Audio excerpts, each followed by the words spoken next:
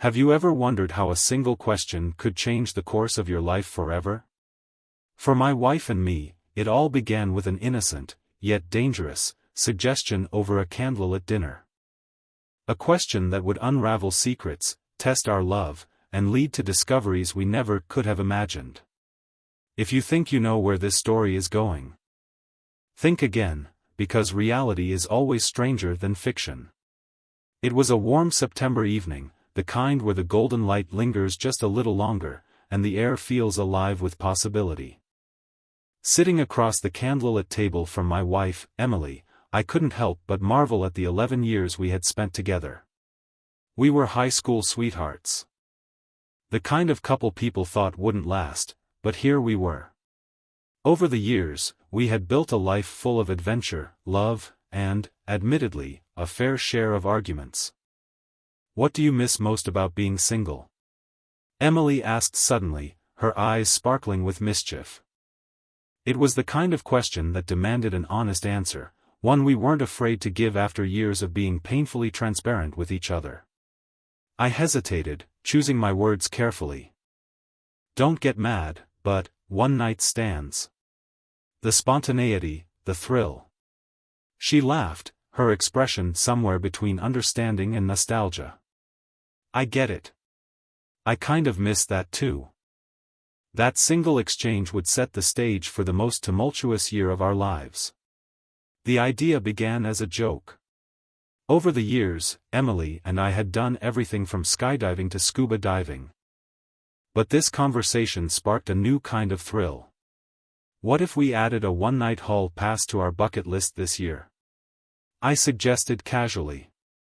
You're serious? She asked, raising an eyebrow. Well, we've got 1 year before we start trying for kids. Think of it as one last hurrah. No strings attached, no regrets. We spent days crafting ground rules, making sure this wouldn't jeopardize our relationship. It would be one night only, with someone outside our social circles, and full transparency was a must. It wasn't an easy decision. But in the end, we agreed to take the leap. Emily and I approached our hall passes differently. I turned to dating apps, navigating the awkward world of online profiles and first messages. After months of trial and error, I met Sophie, a recently divorced 30-year-old rediscovering herself. It was a brief yet electric encounter, and one I informed Emily about beforehand.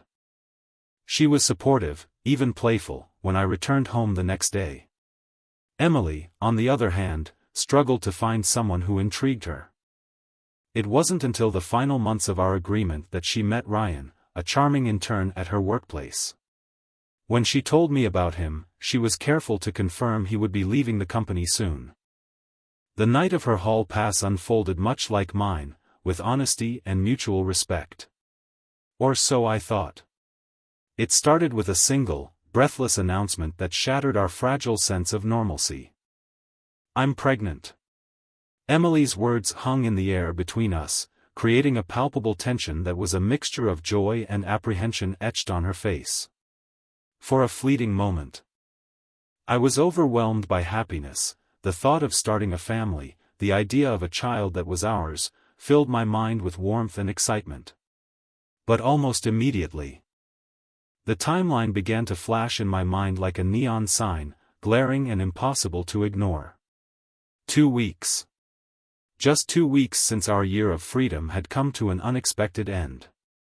The timing felt uncomfortably close to her hall pass night, a detail that felt like a weight pressing down on my chest.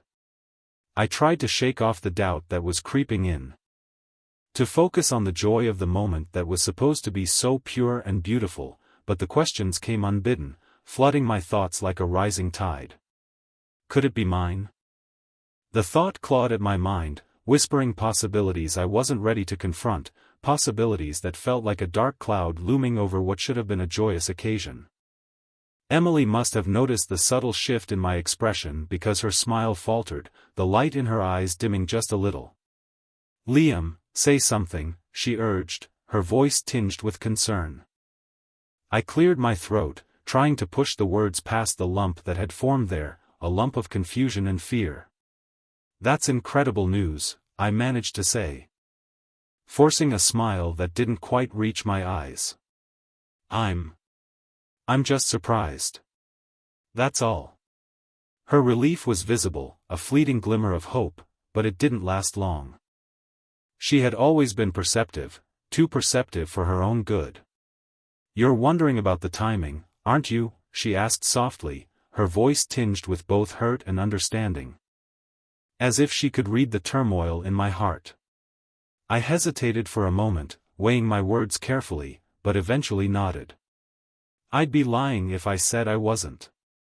The admission felt heavy.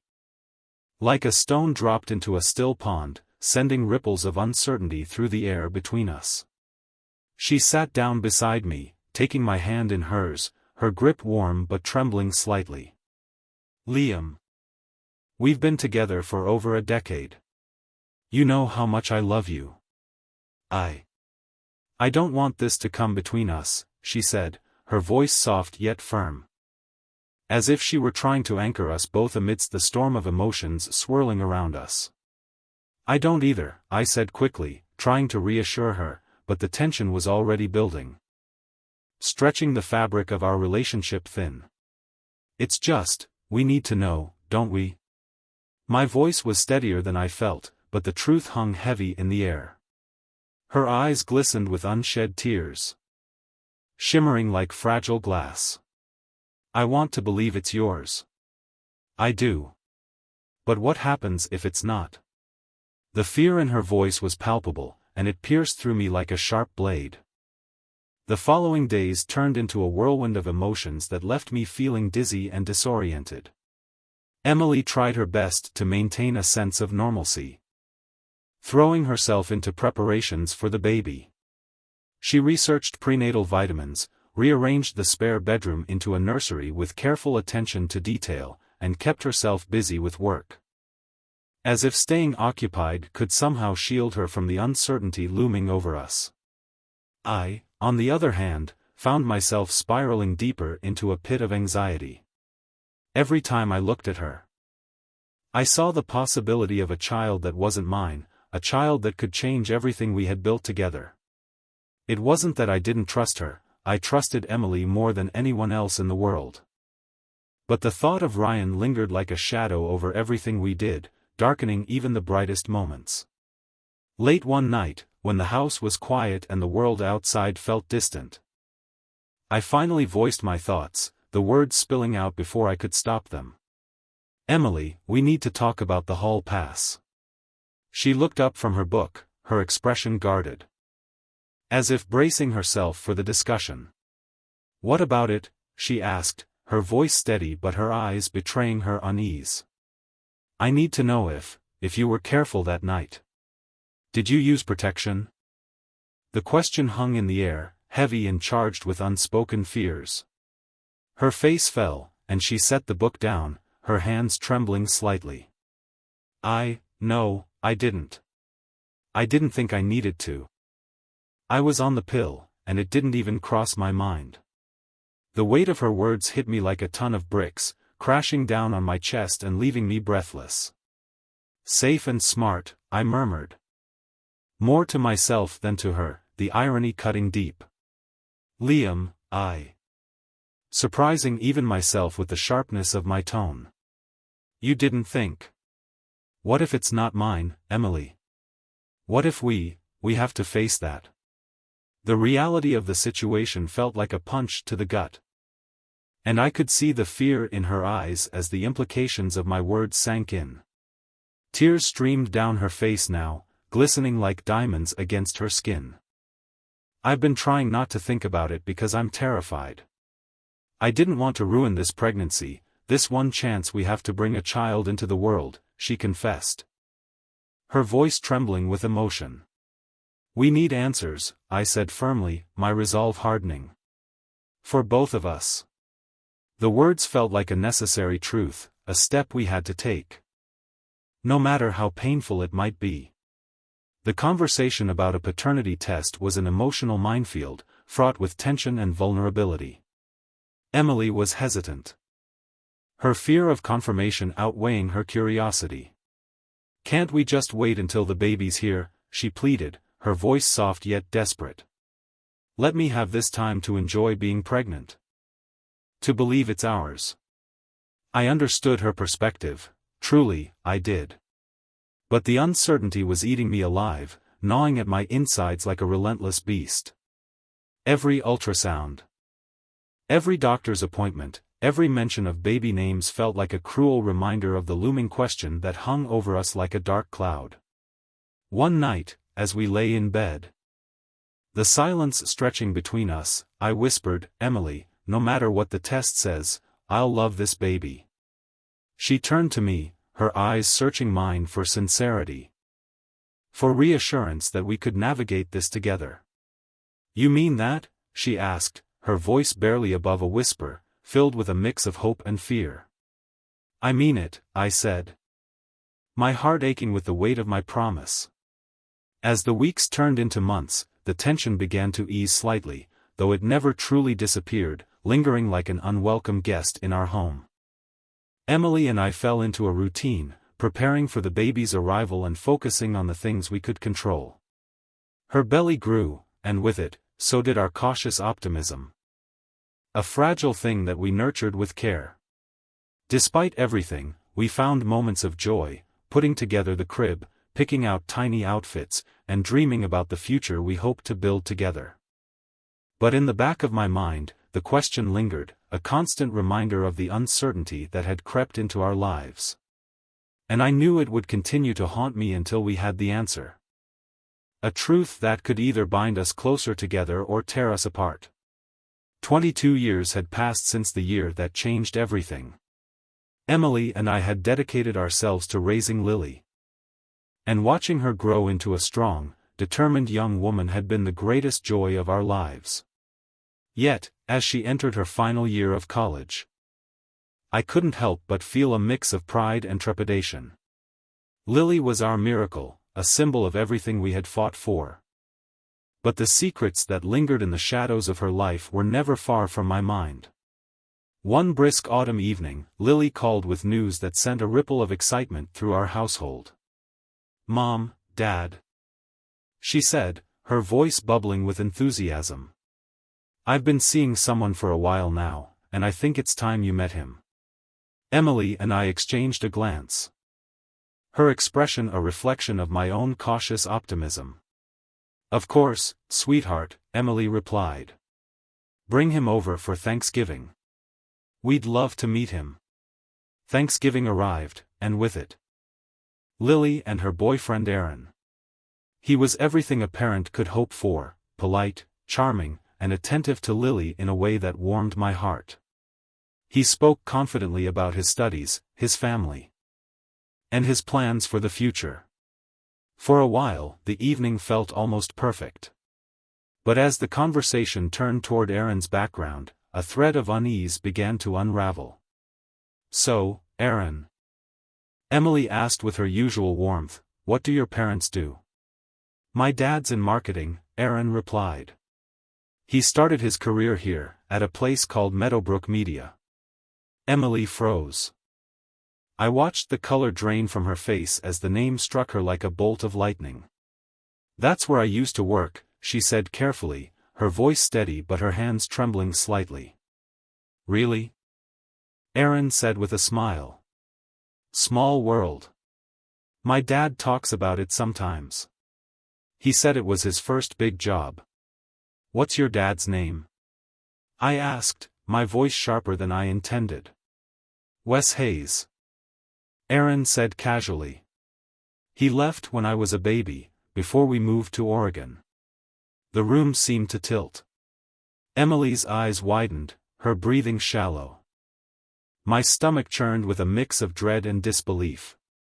That night, after Lily and Aaron had gone to bed, Emily and I sat in the kitchen, the weight of the evening pressing down on us. "It can't be," I said, though the words felt hollow. "It's just a coincidence." Emily shook her head, her hands gripping the edge of the table. "Liam, you know as well as I do that it's not. He was the only other possibility." We don't know that for sure, I argued, though doubt gnawed at the edges of my conviction. And if it is? Emily whispered. What if Lily is, what if they? Neither of us could finish the sentence. The implications were too horrifying to put into words. The next morning, we pulled Lily aside. Our hearts heavy with the weight of what we had to say. Lily, Emily began, her voice trembling, we need to talk to you about something important. It's about Aaron. Lily frowned. Her confusion evident. What about him? I took a deep breath. We think there's a chance, a small chance, that Aaron might be related to you. Her expression shifted from confusion to disbelief. What are you talking about? Emily reached for her hand. Before you were born, your father and I, we made some choices. One of those choices involved someone who might be Aaron's father too. Lily's face went pale. You think Aaron might be my brother? We don't know, I said quickly. That's why we think you should both get tested. Just to be sure. Lily's hands shook as she buried her face in them. This can't be happening, she murmured. This isn't real. We're so sorry, sweetheart, Emily said, tears streaming down her face. We never wanted this to happen. When Lily approached Aaron with the news, he listened intently, his expression calm despite the storm of emotions swirling around them. I don't need a test to know how I feel about you, he said gently. But if it will give you peace of mind, I'll do it when you're ready. His words brought a fleeting sense of comfort. But they left Lily conflicted. She avoided Aaron in the days that followed, unable to reconcile her feelings with the uncertainty hanging over them. Aaron, true to his word, didn't press her. He continued to show up for her in small, meaningful ways, his steady presence a reminder of the bond they had built. It was this unwavering support that made Lily's heart ache all the more. The envelope lay on the table, untouched but oppressive, as if the weight of its contents could crush us without ever being opened. We had waited 5 agonizing days for this moment. And now that it was here, no one seemed ready to break the silence.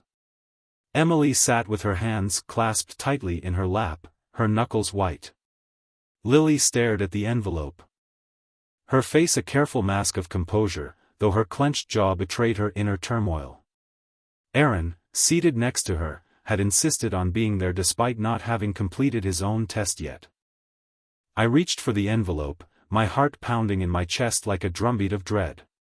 Let's get this over with, I said quietly, though I wasn't sure who I was trying to convince. The room seemed to hold its breath, a heavy silence descending as I tore open the seal with trembling hands and slowly unfolded the paper. The stark clinical language of the results jumped out at me, forming a sharp contrast to the raw, tumultuous emotions swirling around us like a storm. I could almost feel the weight of the moment pressing down as I scanned the page. My eyes quickly zeroing in on the line that felt like it would change everything. Wes Hayes is confirmed as the biological father of Lily Hayes, I read aloud. Each word falling from my lips like a stone, my voice hollow and distant, barely echoing in the charged atmosphere of the room. Emily gasped sharply, her hand shooting to her mouth in disbelief. And tears began to spill freely down her cheeks as she grappled with the sudden revelation. Lily's expression remained unreadable at first, a carefully constructed mask of composure holding steadfast. But then, almost as if a dam had broken, I witnessed her facade shatter. She stood up abruptly, her chair scraping violently against the floor and breaking the stillness that had enveloped us. She snatched her coat from the back of her chair and turned sharply toward the door. The sound of the door slamming shut reverberated through the house, echoing the finality of her departure. Leaving behind not just an empty chair, but a thick sense of unresolved turmoil in the air. The moment Lily was gone, Emily broke down completely. "I'm so sorry," she sobbed. Her words barely coherent. "I never wanted this. I thought we could move past it, that it wouldn't matter." I knelt beside her, wrapping my arms around her trembling frame. "We made these choices together," I said, though the words felt insufficient. "We'll get through this together too." "But Lily, she hates me now," Emily whispered. "What if I've lost her forever?" I didn't have an answer. All I could do was hold her and hope that time would heal the wounds we had inadvertently inflicted. Lily returned late that night, her face a shade paler than usual. Yet her expression was one of resolve. As she stood in the doorway, her eyes darted back and forth between Emily and me, searching for support or perhaps reassurance. "I want to meet him," she stated plainly, her voice steady but laced with urgency. "I need to know who he is." The weight of her words hung in the air, suggesting that this was not just a passing whim but a necessity for her. Emily turned to look at her, her eyes wide with uncertainty and concern. "Are you sure?" she inquired. Her voice barely above a whisper, as if the question itself carried significant weight. "Yes," Lily replied with conviction, her tone cutting through the tension. "I need answers. I need to understand the situation fully." The determination in her voice made it clear that this was something she felt deeply compelled to pursue, no matter the consequences. The meeting was arranged for the following week at a neutral location, a quiet cafe that allowed for privacy. Emily and I stayed in the car, giving Lily the space she needed to face Wes alone. When Wes arrived, his expression was a mixture of apprehension and hope. He extended a hand to Lily, who hesitated for a moment before shaking it. They sat across from each other, their conversation awkward at first. Lily asked questions cautiously, probing for details about Wes's life and character. To his credit, Wes answered everything honestly. Even the difficult questions about his past with Emily. After an hour, they emerged from the cafe together, and for the first time in days, Lily's face bore a faint smile. "He's not what I expected," she told us later. "But I think I want to get to know him better." Despite Lily's progress, the unresolved question of Aaron's paternity loomed over us.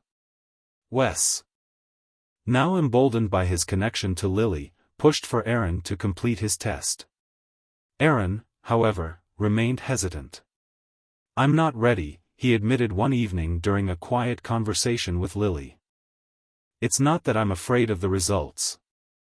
I just need time to process everything." Lily nodded, though the tension in her expression was evident. "I understand," she said. "But I can't keep living in this uncertainty." Wes's impatience finally boiled over during a tense phone call. "They deserve the truth," he insisted. "Aaron can't keep running from this. He owes it to himself, and to Lily." Emily tried to calm him. "We can't force him, Wes. He has to come to this decision on his own." "Then I'll talk to him myself," Wes said sharply. "I'll make him understand why this matters." His persistence led to a confrontation with Aaron, who finally agreed to take the test after weeks of stalling. The tension in our home during the wait for the results was palpable, but for the first time in months, it felt like we were moving toward closure. The DNA results provided clarity but also opened the door to a new chapter in all our lives. Wes began building a relationship with both Lily and Aaron, while Emily and I worked to repair the fractures in our marriage. Therapy sessions became a cornerstone of our healing, helping us navigate the complicated emotions that had arisen from years of secrecy and unresolved guilt. In the end, the truth didn't destroy us. It forced us to confront the cracks in our foundation and rebuild something stronger. It wasn't perfect, but it was real.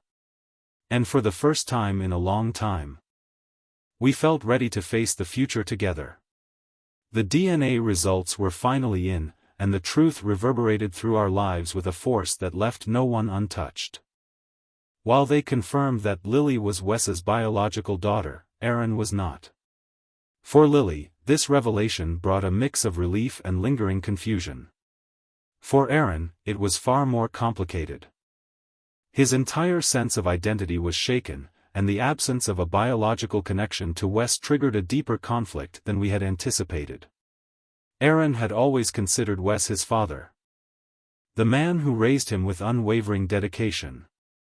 The DNA results, however, introduced a shadow of doubt that Aaron couldn't ignore.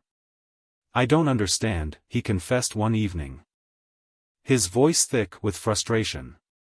"If Wes isn't my father, then who am I? Everything I thought I knew about myself, it's all a lie." Lily sat beside him, her hand resting gently on his. "You're still Aaron," she said softly. "You're still the man who's been there for me through everything. That hasn't changed." "It changes everything," Aaron replied sharply, pulling away. "I've spent my whole life looking up to him, trying to make him proud. And now I don't even know if I belong in this family." Wes's response to the results was equally complex. On the one hand, he was relieved that Aaron and Lily were not biologically related, but the knowledge that Aaron wasn't his biological son struck a painful chord. "I raised him," Wes said during a tense conversation with Emily and me. "He's my son, no matter what some test says. But now I wonder if I failed him somehow. If I'd been enough, he wouldn't be questioning this." "You didn't fail him," I assured him.